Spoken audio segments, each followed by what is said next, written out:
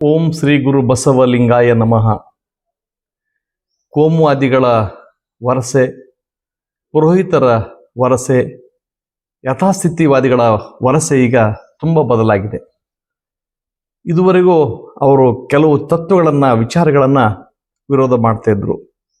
ಆದರೆ ಇವತ್ತು ಅದನ್ನು ವಿರೋಧ ಮಾಡ್ತಾ ಇಲ್ಲ. ಯಾಕೆಂದರೆ ಗೊತ್ತಾಯ್ತು ಅವರಿಗೆ ಯಾವ ವಿಚಾರಗಳನ್ನು, ಯಾವ ತತ್ವಗಳನ್ನು, ಯಾವ ಚಿಂತನೆಗಳನ್ನು ವಿರೋಧ ಮಾಡೋದ್ರಿಂದ ಸಹಜವಾಗಿ ಆಯಾ ಸಮಾಜ ನಮ್ಮನ್ನು ತಿರಸ್ಕರಿಸುತ್ತದೆ ಅಂತ ಗೊತ್ತಾಯಿತು. ಹಾಗಾಗಿ ಆಯಾ ಸಮಾಜಕ್ಕೆ, ಆಯಾ ಸಮಾಜವನ್ನು ಒಳಗೊಳ್ಳುವಂತಹ ವ್ಯಕ್ತಿಗಳನ್ನು ನಾವೇ ಪ್ರೀತಿಸಿಬಿಟ್ರೆ ಅಂತ ನಮಗಿಂತ ಒಂದು ಹೆಜ್ಜೆ ಮುಂದೆ ಹೋಗಿ ಅವರು ಪ್ರೀತಿ ಮಾಡ್ಲಿಕ್ಕೆ ಶುರು ಮಾಡಿದರು. ಅವರ ಪ್ರೀತಿ ಎಂಥ ಪ್ರೀತಿ ಅಂತ ನಿಮ್ಗೆ ಗೊತ್ತು. ಅದು ಧೃತರಾಷ್ಟ್ರ ಆಲಿಂಗನ. ಅವರ ತೆಕ್ಕೆಗೆ ಯಾವ ವ್ಯಕ್ತಿ ಸಿಕ್ಕೊಳ್ತಾನೋ ಖಂಡಿತವಾಗಿಯೂ ನುಜ್ಜು ನೂರಾಗಿ, ಚಲ್ಲಾಪಿಲ್ಲಿಯಾಗಿ, ಅಥವಾ ಆ ವ್ಯಕ್ತಿತ್ವ ನಾಶ ಆಗುವ ರೀತಿಯಲ್ಲಿ ಅದನ್ನು ಅವರು ಚೆನ್ನಾಗಿ ನೋಡಿಕೊಳ್ತಾರೆ. ಇದಕ್ಕೆ ಮಾಡ್ತಕ್ಕಂಥ ಮೊಟ್ಟ ಮೊದಲ ಕೆಲಸ ಅಂದರೆ ಆ ವ್ಯಕ್ತಿಗಳ ಬಗ್ಗೆ ಸರಿಯಾಗಿ ಓದಿಕೊಳ್ಳೋದು. ಓದಿಕೊಂಡಂಥ ಈ ಜನಗಳು ಅವುಗಳನ್ನು ವಿವರಿಸಿದರೆ ನಮ್ದೇನು ತಕರಾರಿಲ್ಲ. ಆದರೆ ಆ ವ್ಯಕ್ತಿಯ ವಿಚಾರಗಳನ್ನು ಅವರೆಂದೂ ಹೇಳೋದಿಲ್ಲ. ಅದನ್ನು ತಪ್ಪಾಗಿ ಇಂಟರ್ಪ್ರಿಟೇಷನ್ ಮಾಡೋದು, ತಪ್ಪಾಗಿ ವ್ಯಾಖ್ಯಾನಿಸುವ ಮೂಲಕ ಆ ವ್ಯಕ್ತಿಯನ್ನು ನಾಶಗೊಳಿಸುವುದು. ಪ್ರೀತಿಸುವಂತೆ ಮಾಡ್ತಾರೆ, ಅದನ್ನು ಗೌರವಿಸುವಂತೆ ತಿಳ್ತಾರೆ. ಈಗ ಉದಾಹರಣೆಗೆ ಸುಮಾರು ವರ್ಷಗಳ ಹಿಂದ್ಗಡೆ ಸ್ವಾಮಿ ವಿವೇಕಾನಂದರ ಜಯಂತಿ ಮಾಡೋದೇನು, ಯುವಕರ ಐಕ್ಯನ ಅಂತ ಹೇಳೋದೇನು, ಹಿಂದೂ ಧರ್ಮದ ಮೂಲ ಪುರುಷ ಅಂತ ಹೇಳೋದೇನು ಬಹಳ ವಿಜೃಂಭಣೆಯಿಂದ ಅವರು ತಿಳಿಸ್ತಾ ಹೋದರು. ಯಾವತ್ತು ಸ್ವಾಮಿ ವಿವೇಕಾನಂದರ ಕ್ರಾಂತಿಕಾರಿ ವಿಚಾರಗಳು ಅಂತ ಜೀವನಾರಾಯಣ ಸ್ವಾಮಿಯವರ ಪುಸ್ತಕ ಬಂತು, ಅದ್ರ ಬಗ್ಗೆ ಟೀಕೆ ಟಿಪ್ಪಣಿಗಳಾದವು. ಆಮೇಲೆ ಪ್ರೊಫೆಸರ್ KS ಭಗವಾನ್ ಸ್ವಾಮಿ ವಿವೇಕಾನಂದರ ಕುರಿತು ಬರ್ಲಿಕ್ಕೆ ಶುರು ಮಾಡಿದ್ರು. ಅನಂತರ ದಿನೇಶ್ ಎಮ್ಮೆನಮಟ್ಟು ಪ್ರಜಾವಾಣಿಯಲ್ಲಿ ಬರೆದ್ರು. ಆಮೇಲೆ ಬಹಳ ಜನ ಓದುಗರು ಸ್ವಾಮಿ ವಿವೇಕಾನಂದರ ವಿಚಾರಗಳನ್ನು ಓದ್ತಾ ಹೋದಾಗೆಲ್ಲ ಅವರ ಬಣ್ಣ ಬಟಾಬಲಾಯಿತು. ಆಗ ಸ್ವಾಮಿ ವಿವೇಕಾನಂದ ಯಾವುದರ ಪರವಾಗಿ, ಯಾವ ವಿಚಾರಗಳ ವಿರೋಧವಾಗಿ ಅಂತ ಅವರಿಗೆ ಸ್ಪಷ್ಟ ಮನವರಿಕೆ ಆದಮೇಲೆ ಈಗ ಸ್ವಾಮಿ ವಿವೇಕಾನಂದರನ್ನ ಸ್ವಲ್ಪ ಕೈ ಬಿಟ್ಟಿದ್ದಾರೆ. ಬಸವಣ್ಣವ್ರನ್ನು ಅವರು ವಿರೋಧ ಮಾಡಲಿಲ್ಲ ಇಲ್ಲೂ ಕೂಡ, ಆದರೆ ಅದರ ಬಗ್ಗೆ ಮೌನವಾಗಿರ್ತಿದ್ರು. ಈಗಾಗಿಲ್ಲ. ಏನು ಮಾಡ್ತಾ ಇದ್ದಾರೆ ಈಗ ಅಂದರೆ ಅವ್ರನ್ನ ಹಾಡಿ ಹೊಗಳ್ತಾ ಇದ್ದಾರೆ. ಬಸವಾದಿ ಶರಣನ್ನ ಹಾಡಿ ಹೊಗಳುವ ಈ ಜನಗಳು ಬಸವ ಪ್ರಣೀತ ಲಿಂಗಾಯತ ಧರ್ಮದ ಪ್ರಶ್ನೆ ಬಂದಾಗ ಖಂಡಿತವಾಗಿ ಅವರು ಮುಂದುವರಲಿಕ್ಕೆ ಸಾಧ್ಯ ಇಲ್ಲ.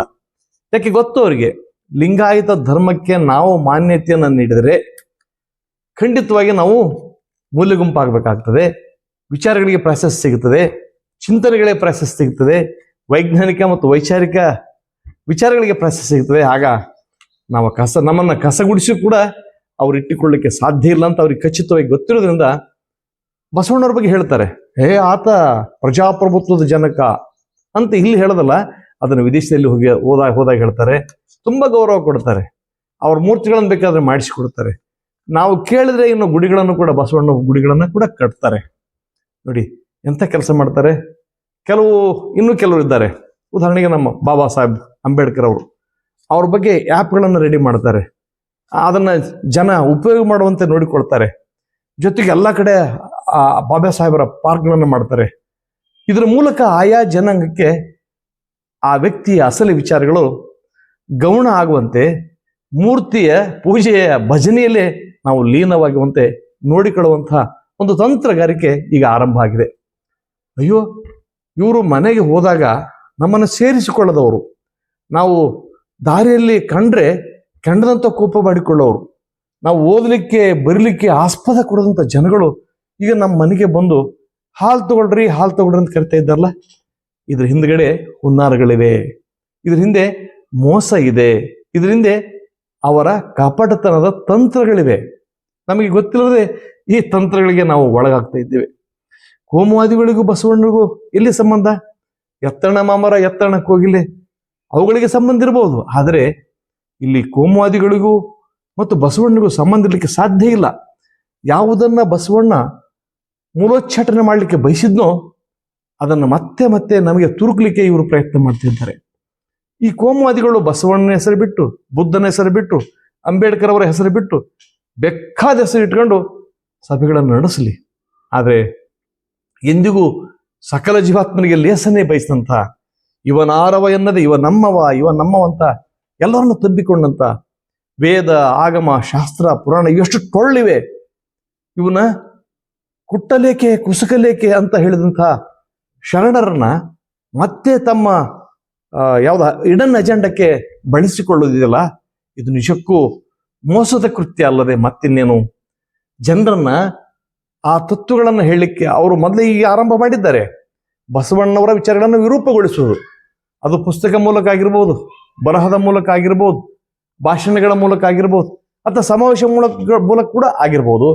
ಆದರೆ ಈ ವಿಚಾರ ಜನಗಳಿಗೆ ಇನ್ನೂ ಕನ್ಫ್ಯೂಸ್ ಆಗಲಿ ಅಂತ ಜನ ಮನದೆಡೆಗೆ ಹೋಗ್ತಾರೆ. ಅವರು ಈಗ ತಾವು ಕೋಮುವಾದಿಗಳಂತ ಗೊತ್ತು, ಆದರೆ ಬಸವಣ್ಣ ಕೋಮುವಾದಿ ಅಲ್ಲಲ್ಲ.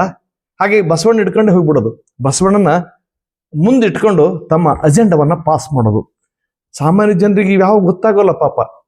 ಸಾಮಾನ್ಯ ಜನರಿಗೆ ಗೊತ್ತಾಗದೇ ಇರುವಂತಹ ಅಂಶವನ್ನು ಗಮನಿಸಿದಂತಹ ಈ ಮನೆ ಮುರುಕರು, ಖಂಡಿತವಾಗಿ ಮನೆ ಮುರುಕರು, ಮನಸ್ಸು ಮುರುಕರು, ಈ ಮನಸ್ಸು ಮುರುಕರು, ಮನಮೂರ್ಖರು ಈಗ ರಾಜ್ಯದ ಎಲ್ಲೆಡೆ ಸಂಚರಿಸ್ತಾ ಇದ್ದಾರೆ. ಇವರಿಗೆ ಬಸವಣ್ಣ ಬಗ್ಗೆ ಪ್ರೀತಿ ಇಲ್ಲ, ಬಾಬಾ ಸಾಹೇಬ್ ಅಂಬೇಡ್ಕರ್ ಬಗ್ಗೆಯೂ ಪ್ರೀತಿ ಇಲ್ಲ, ಬುದ್ಧನ ಬಗ್ಗೆ, ಗಾಂಧೀಜಿ ಬಗ್ಗೆ ನೋಡಿ, ಅಂತ ಮಹಾತ್ಮ ಅಂತ ಕರಿತಕ್ಕಂಥ ಗಾಂಧೀಜಿ ಬಗ್ಗೆ ನಾವು ಚಿಕ್ಕವರಿದ್ದಾಗ ಎಷ್ಟು ಅಭಿಮಾನ ಪಡ್ತಿದ್ವಿ, ಎಷ್ಟು ಆನಂದ ಪಡ್ತಿದ್ವಿ. ಮಹಾತ್ಮ ಗಾಂಧಿ ಅಂದ್ರೆ ಇವತ್ತು ಗಾಂಧಿ ಬಗ್ಗೆ ನಮಗೆ ಅರಿವಿಲ್ಲದೆ ನಾವು ಅವ್ರ ಬಗ್ಗೆ ಅನುಮಾನ ಪಡುವಂತಹ ದಿನಗಳನ್ನು ಅವರು ಸೃಷ್ಟಿ ಮಾಡಿದ್ರು. ಬಹುಶಃ ಮುಂದೊಂದು ದಿನ ಇವರು ಈ ಹೇಳಿದಲ್ಲ ಈ ವ್ಯಕ್ತಿಗಳ ಬಗ್ಗೆನೇ ಅನುಮಾನ ಪಡ್ತಕ್ಕಂತಹ ಒಂದು ಪ್ರವೃತ್ತಿ ನಮ್ಮೊಳಗಡೆ ಅವರು ಹುಟ್ಟು ಹಾಕ್ತಾರೆ. ಈ ಬಗ್ಗೆ ಜನ ಜಾಗ್ರಗೊಳ್ಬೇಕು. ಅವ್ರು ಯಾರು ಏನಂತ ನಾನು ಬಿಡಿಸಿ ಹೇಳೋ ಅಗತ್ಯ ಇಲ್ಲ. ಈಗ ಅವರೆಲ್ಲ ನಮ್ಮ ಸುತ್ತಮುತ್ತ ಇದ್ದಾರೆ. ನಮಗೆ ಪತ್ರಿಕೆಗಳ ಮೂಲಕ, ಇದ್ದ ಧಾರಾವಾಹಿಗಳ ಮೂಲಕ, ಆಮೇಲೆ ಸೋಷಿಯಲ್ ಮೀಡಿಯಾಗಳ ಮೂಲಕ ಯಥೇಚ್ಛವಾಗಿ ನಮ್ಮ ತಲೆಗೆ ತಂದು ಅವನ್ನ ತುರುಕ್ತಾ ಇದ್ದಾರೆ. ನೋಡಿ, ಈ ದೇಶದ ಒಬ್ಬ ಮಹಾತ್ಮನೊಬ್ಬನ ಬಗ್ಗೆ ಏನಾದರೂ ಟೀಕೆ ಟಿಪ್ಪಣಿ ಬಂದ್ರೆ ವಿದೇಶದಲ್ಲಿ ಅವ್ರು ಓದಬಹುದು, ಆದರೆ ಅವು ನಮ್ಮ ದೇಶದ ಜನಗಳ ಕೈಗೆ ಹೋಗದಂತೆ, ಮುಟ್ಟದಂತೆ, ಅವರು ಜಾಗ್ರಗೊಳ್ಳದಂತೆ ನೋಡಿಕೊಳ್ಳುವಂಥ ಒಂದು ವ್ಯವಸ್ಥಿತವಾದ ಗುಂಪಿದೆ. ಈ ಗುಂಪಿನ ಬಗ್ಗೆ ನಾವು ಸದಾ ಜಾಗ್ರರಾಗಿರ್ಬೇಕಾಗ್ತದೆ. ನಮಗೆ ಯಾರು ಬಂದು ತಿಳುವಳಿಕೆ ನೀಡೋರಲ್ಲ. ನಾವೇನೋ ಹೋರಾಟಕ್ಕೆ ಹೋಗ್ಬೋದು, ಅವ್ರ ಜೊತೆಗೆ ಸಮಾವೇಶಗೊಳ್ಬೋದು ನಾವೆಲ್ಲರೂ, ಆದರೆ ನಾವೆಲ್ಲರೂ ಬೀದಿಯಲ್ಲಿರ್ತೀವಿ. ಆದರೆ ನಮ್ಮನ್ನ ಉಪಯೋಗ ಮಾಡಿದಂತಹ, ನಮ್ಮನ್ನ ಬಳಸಿಕೊಂಡಂತಹ ಮಠಾಧೀಶರು ಮತ್ತು ರಾಜಕಾರಣಿಗಳು ಒಬ್ಬರು ರಾಜಕೀಯ ಗದ್ದುಗೆ ಏರಿದ್ರೆ ಇನ್ನೊಬ್ಬರು ಧಾರ್ಮಿಕ ಗದ್ದುಗೆ ಏರ್ತಾರೆ.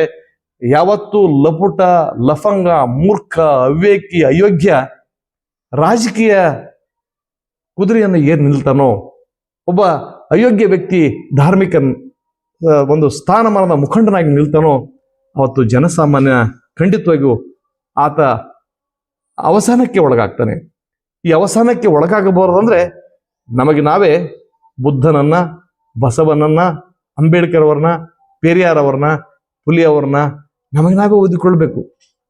ಹೀಗೆ ಬಸವಣ್ಣ ಒಂದ್ ಕಡೆ ತನ್ನ ಆಶ್ರಯದ ರೈತ ಸುಖವನು, ತಾನುಂಬ ಊಟವನು ತಾ ಮಾಡಬೇಕಲ್ಲದೆ ಅನ್ಯರ ಕೈಲೇ ಮಾಡಿಸಬಹುದೇ ಅಂತ ಹೇಗೆ ಮರ್ಮಾಗತಕ ಪ್ರಶ್ನೆ ಮಾಡಿದ್ರು, ಹಾಗೆ ಎನ್ನ ಕಣ್ಣೊಳಗಿನ ಕಟ್ಟಿಗೆಯ ನಾನೇ ತೆಗೆಯಬೇಕು, ಎನ್ನ ಕಾಲೊಳಗಣ ಮುಳ್ಳನ್ನ ನಾನೇ ತೆಗೆಯಬೇಕು, ಎನ್ನ ಅಂಗದೊಳಗಿನ ಅಹಂಕಾರವ ನಾನೇ ಸುಡಬೇಕು ಅಂತ ಹೇಳ್ತಾರಲ್ಲ, ಹಾಗೆ ನನ್ನ ಅರಿವನ್ನು ನಾನೇ ತಂದುಕೊಳ್ಳಬೇಕೆ ಹೊರತಾಗಿ ಈ ಅರಿವನ್ನ ಯಾರೋ ಮತ್ತಾರೋ ಮಗದೊಬ್ಬರೋ ನನ್ನ ಇದ್ದಲ್ಲಿಗೆ ತಂದು ಕೊಡ್ತಾರೆ ಅಂತಕ್ಕಂಥ ಒಂದು ಇದೇ ನಂಬಿಕೆ ಇದಲ್ಲ, ಈ ನಂಬಿಕೆನೇ ಮೌಢ್ಯ.